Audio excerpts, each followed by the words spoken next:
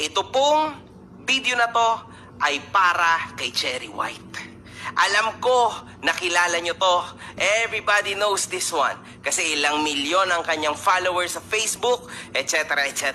Gusto ko lang i-review yung kanyang movement. Kasi ang dami sa akin nag-request.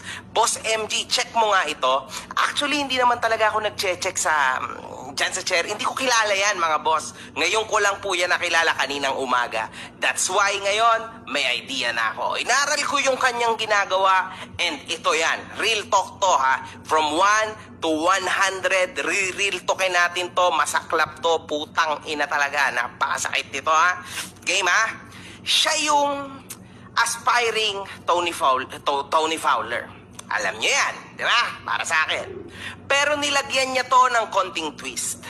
Ang ginawa niya, dahil maitsura siya, may katawan at sumamba sa takilya, ang kanilang content nung Pacboy, yung pangit na vlogger din, di ba? Then yun, tinuloy-tuloy niya na. Sa bandang yan, saludo ko actually sa'yo, Cherry White, no? Kasi syempre, kailangan mo yan.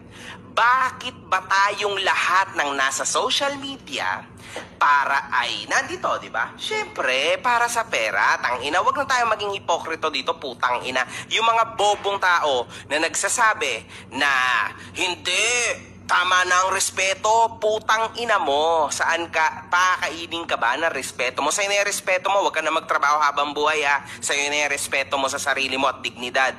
Okay? Pero wag ka na magtrabaho, wag ka na mag-hustle, wag ka nang gumawa ng kaya. Basta, pangawakan mo ng respeto, dignidad. Okay yan. Malay mo, mabusog kang putang ina ka, di ba? Now, nagtaka tayo. Kasi, syempre, medyo nakita natin na ang mundo nila ay nagka-crumble. Nakita natin lahat, di ba? Syempre, sa mundo din kasi ng social media, mga kahombre ko, mapapansin nyo na may naangat, may nalalaos tulad ko, may mga nalalaos pero bumabalik, etc. etc. Pero meron ding mga Cherry White mindset na nakakaramdam ng bumababa ng kanyang views. So, didiskarte yan, syempre, putangina. No views equals no money. No money means no honey.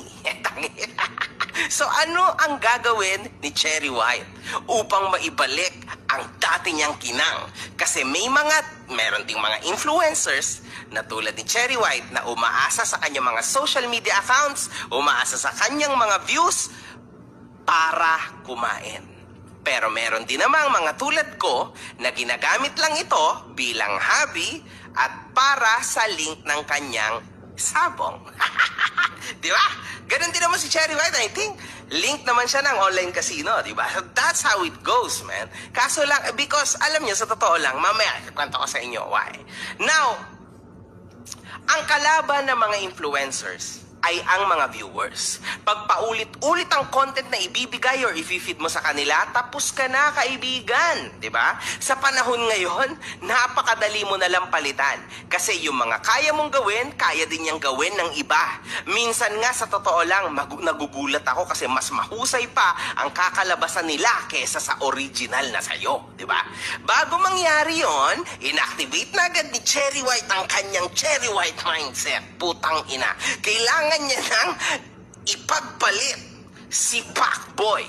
Saktong-sakto naman si Boy Tapang sa part na yun, di ba? Kasi yung mga katangian ni Pacboy, meron din si Boy Tapang. Kagandahan pa kay Boy Tapang, may dagdag. Kasi si Boy Tapang talagang sikat na sikat. So ayun nga, ang timpla ng content ni Cherry White. So yun ang kanyang niluto gamit ang kanyang Cherry White mindset. Anyway, alam nyo lahat, siya maganda. Ang ka-partner niya or love team niya ay mga kamukha ni Pacboy. So, alam niyo na yun, di ba? Let's not go there, man. Siyempre, doon siya pumatok eh. Eh di yun ang itutuloy niya, obviously, di ba? Dream niya yan eh. Isang maganda, well, how can I say this? Dream kasi yan, mga kahombre ko. Para siyang panaginip ng lahat, di ba? Na yung isang maganda ay napaibig sa isang pangit, tapos nagkatuluyan sila, tapos nagbablog sila ng happily ever after. Actually, Diba? Sa totoo lang, bilang Pilipino, that's what you like to see. Right? So, yun yung pumatok sa kanya. Tulad ko, ang pumatok sa akin yung pambabash, pangdidis, so pantira ng mga tao, pangwawalang niya. So, that's why nandito ako. And ito lang ang ginagawa ko. Kay Cherry White, yung ganun ang pumatok. Yung pumatol siya sa mga pangit, tas gawin niyang karelasyon kuno, scripted nga lang, tas papaniwalain nila yung mga fans nila, yung mga tao, and then dun sila kikita parehas. Matalino sila. Kesa naman wala silang trabaho, di ba? They are good in that. Sa totoo lang. So now,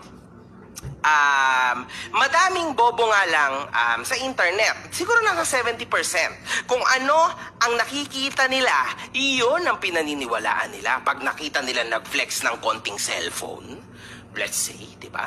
Magagarang sasakyan, malalaking bahay, automatic mayaman na yan sa kanila. Di ba? Kasi sa mga mata ng mga manonood, ganun yon. Basta nagpakita ka ng mga ganyan, sure mayaman ka na. Hindi man lang nila chinek. Second hand ba yung cellphone? Brand new ba yung cellphone? Hindi man lang nila chinek, sa'yo ba yung kotse? O pinahiram lang sa'yo? O nagpa-picture ka lang dyan? Alam mo yun, that's very much possible. Lalo na sa mga influencers. Yung bahay ba? Owned ba yan? O rental? Hindi mo na rin alam. Basta para sa'yo, rich ang vlogger. Palakpakan ng mga bobong yan. Umere lang talaga. Tumrending lang. Okay lang yan mga kahombre ko. Kahit peking mga LV, Gucci, papatusin. Tas ikwekwento nila sa mga vlog nila na original daw lahat yon. Ganon talaga, di ba? Real talk yan. So, sa kaso na to, sa totoo lang, si Boy Tapang ang kawawa dito. Kaibigan ko si Boy Tapang. Nakita nyo kung paano magagamit ng isang Cherry White, di ba? Kasi, ang isang Boy Tapang, usually kasi, who comes out winner sa mga ganito, sa mga mala-dream relationship sa social media, syempre yung babae.